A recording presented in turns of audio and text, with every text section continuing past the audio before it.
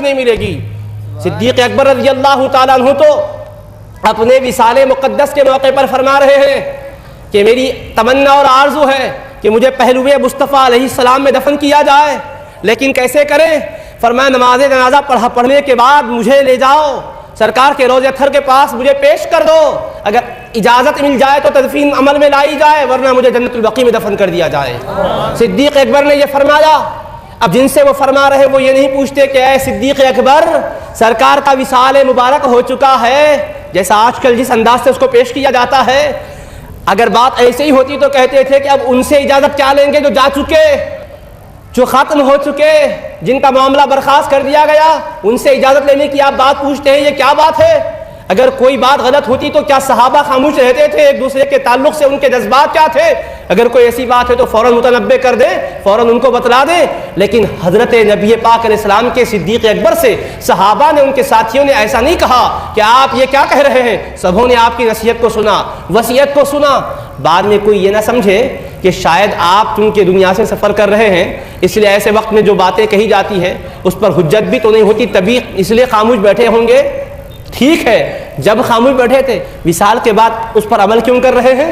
विसाल मुबारक हुआ सिद्दीक़ अकबर का, नमाज़ जनाज़ा पढ़ी गई, उसके बाद ले जाकर सरकार के रोज़े पाक के पास रख देते हैं, हुज्रे मुबारका के पास रख देते हैं। अब देखते हैं कि सिद्दीक़ अकबर की मोहब्बत ने क्या जब कहा था कि आका से इजाज़त मिले तो वहाँ तदफीन मेरी अमल में लाई जाए, वरना आम कब्रिस्तान में मुझे दफन कर दिया जाए। अब उस वसीयत को सामने रखते हुए अमल किया तो क्या हुआ?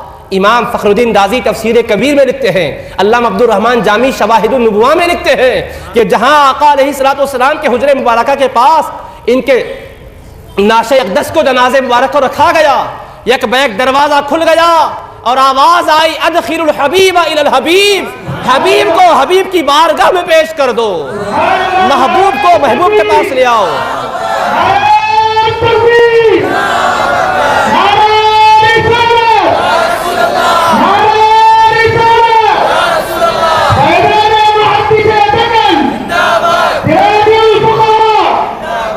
हबीब पाक अलैहिस्सलातु वस्सलाम की बारगाह से आवाज़ आ रही, हबीब को हबीब के पास ले आओ।